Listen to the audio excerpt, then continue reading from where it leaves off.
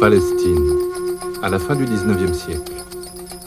85% de musulmans, 15% de chrétiens et 5% de juifs cohabitent paisiblement sous la domination des Turcs. Après la Première Guerre mondiale, le pays passe sous mandat britannique, pendant que les pogroms antisémites puis le génocide nazi font venir d'Europe des centaines de milliers de survivants qui veulent créer ici un foyer national, enfin à l'abri des persécutions. Dès les années 30, cette immigration massive inquiète les Arabes, qui se révoltent et sont durement réprimés par les Britanniques. En 1947, voulant mettre un terme à la violence et aux revendications, les Nations Unies décident le partage du pays en deux États, juifs et palestiniens. Les Arabes refusent le partage. C'est la guerre, la victoire des Juifs et l'exode pour 800 000 Palestiniens chassés de leurs terres. Peuplé d'immigrants, l'État d'Israël est né. Dans les années 50, il devient un État moderne, d'allure occidentale. Pendant ce temps, sous les tentes des camps de réfugiés, les Palestiniens attendent le retour sur leurs terres.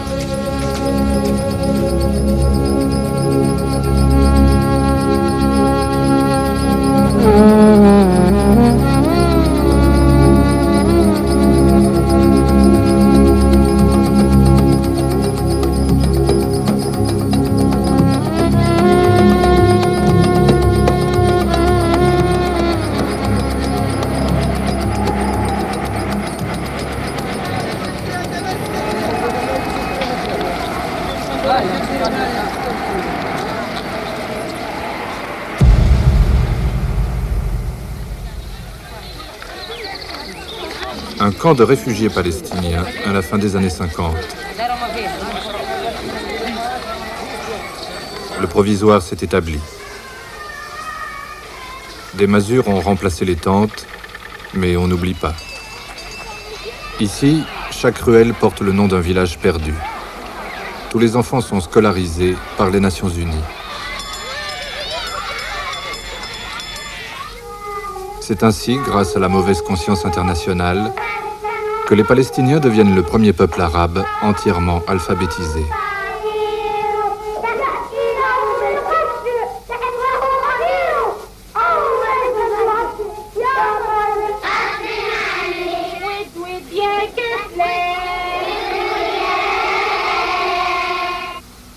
Yasser Arafat, lui, est collégien au Caire. Né à Jérusalem, il n'a connu ni l'exode ni les camps. En 1953, il préside l'Union des étudiants palestiniens. On parle de libération et de retour.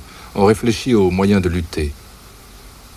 En 1958, ingénieur au Koweït, il va créer la première organisation de combat palestinienne, une organisation clandestine, le Fatah.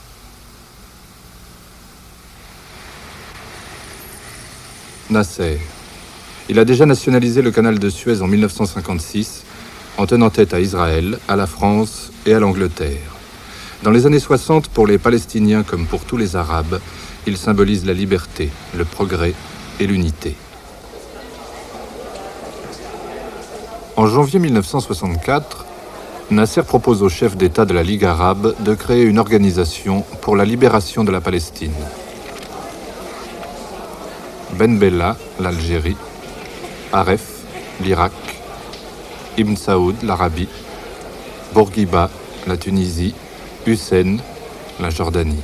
Tous s'engagent à soutenir l'Organisation pour la libération de la Palestine, l'OLP. Les Palestiniens paieront un impôt à l'OLP. Ils auront un parlement et des brigades armées et un président. Ahmad Shukeri, avocat, diplomate, palestinien très proche de Nasser, il rédige la charte et les slogans de l'OLP. Unité, mobilisation, libération. Libération, c'est émancipation de notre pays et la destruction d'Israël comme État. Est-ce que, d'après vous, les possibilités de discussion avec Israël sont nulles? Et cette possibilité n'existe pas. il n'y a pas une possibilité pour négociation ou discussion avec Israël. Jamais. C'est la première doctrine de l'OLP, le refus du partage. C'est aussi la doctrine de tous les pays arabes. Ils refusent de reconnaître Israël, qui existe depuis 15 ans déjà, et qui compte 2,5 millions de citoyens. Autant que les Palestiniens, maintenant dispersés dans tout le Moyen-Orient. En Israël, ils sont citoyens, mais soumis à des lois d'exception militaire. En Jordanie, on les naturalise. Partout ailleurs, ils n'ont pour toute identité qu'une carte de réfugié. Le retour est interdit. Alors des réfugiés essaient de passer clandestinement les frontières. Peu à peu, les infiltrations deviennent des expéditions armées. Raids, embuscades, représailles. C'est l'escalade angoissante et meurtrière.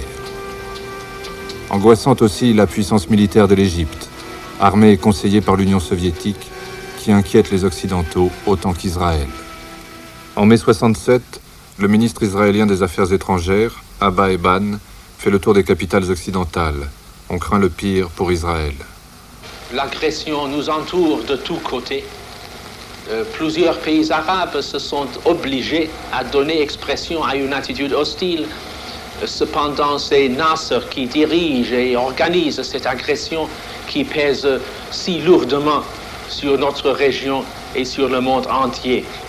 C'est lui qui annonce publiquement que l'heure est venue de détruire notre pays, qui est le dernier espoir d'un peuple qui, depuis plus de 3000 ans, joue un rôle historique dans l'élaboration de la civilisation mondiale. C'est dans la pleine conscience de la gravité de cette heure que nous affrontons avec la sympathie ardente de l'opinion publique mondiale les épreuves qui nous attendent. Mais quelques jours plus tard, c'est Israël qui attaque. Le 5 juin 1967, au matin. En 3 heures, toute l'aviation égyptienne est anéantie. Le lendemain, la Jordanie et la Syrie entrent en guerre. Mais 6 jours plus tard, tout est fini. Une victoire éclair qui éblouit l'Occident. 25 700 morts, 25 000 Arabes et 700 Israéliens. Pour Israël, le triomphe. Pour les Arabes, la douleur et l'humiliation.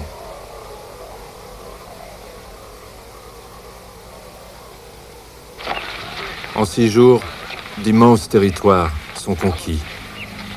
Gaza, Cisjordanie, Sinaï, Golan. Partout, le drapeau juif flotte sur les bâtiments publics. Et enfin le symbole. Le mur des lamentations dans le secteur arabe de Jérusalem est aux mains d'Israël. Moshe Dayan, ministre de la Défense, et Yitzhak Rabin, chef d'état-major, pris sur les vestiges du temple de Salomon.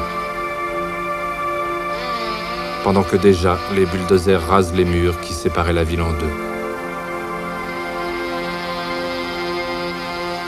20 ans après le partage qui lui a donné naissance, 18 ans après ses premières conquêtes, Israël a maintenant quadruplé la superficie que lui avait attribuée l'ONU.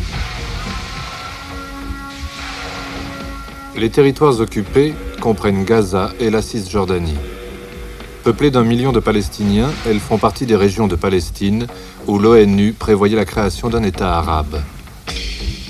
Le plateau du Golan, territoire syrien de grande valeur stratégique qui surplombe les localités israéliennes de Galilée et la route de Damas. Le Sinaï égyptien, un désert peuplé de quelques tribus bédouines mais qui recèle du pétrole. À l'unanimité, l'ONU vote le retrait israélien des territoires occupés. C'est la résolution 242, qui constitue encore aujourd'hui la base légale de tous les plans de paix israélo-arabes. Imprécise et ambiguë dans ses termes, elle n'a encore jamais été appliquée. Sur les ponts du Jourdain, détruits par la guerre, ils sont 250 000. Réfugiés pour la seconde fois.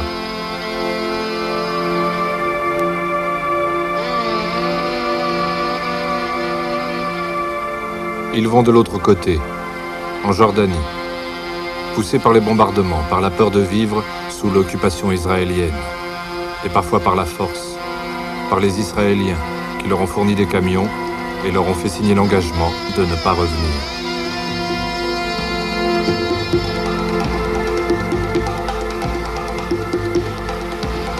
Je tiens à affirmer de la façon la plus catégorique qu'Israël n'a expulsé personne.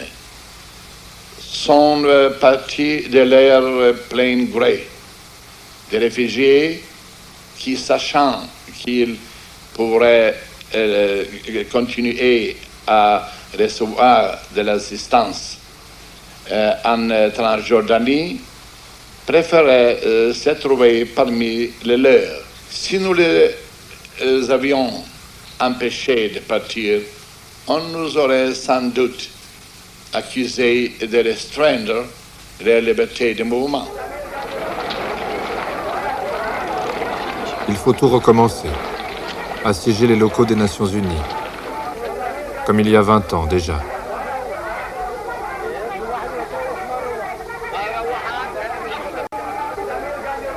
Quémander une place dans un camp, un laissez-passer. Encore plus loin du village d'origine, plus loin de la Palestine. From the morning till we close down, a stream of people come, one after the other. Là-bas sur le Golan, on implante déjà ce qu'on appelle des colonies. Autour de Jérusalem, on fait place nette.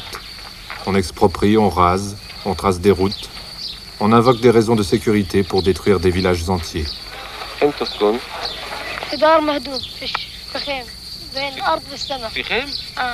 يعني تترك البلد؟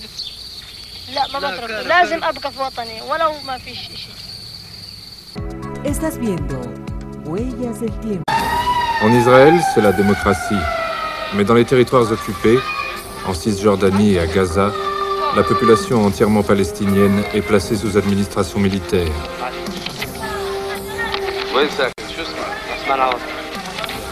Privée de droits civiques. Soumise au contrôle des services de sécurité.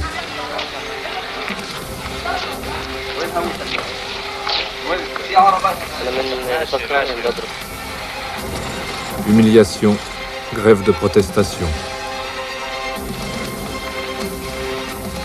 Premier couvre-feu.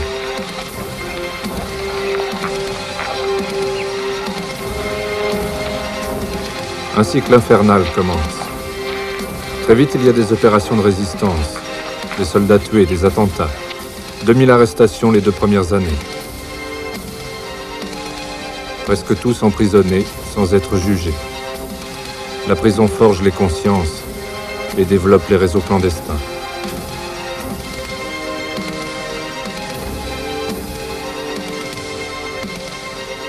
C'est le temps des premières grèves de la faim. C'est le temps aussi où, à l'extérieur, dans les pays de l'exil, les Palestiniens prennent la lutte armée des Algériens et des Vietnamiens comme modèle. Et c'est l'heure de Yasser Arafat, qui prend la direction de l'OLP. We wait and wait for a long time. From 48 till now. Waiting for the United Nations. But nothing had been done, except more refugees.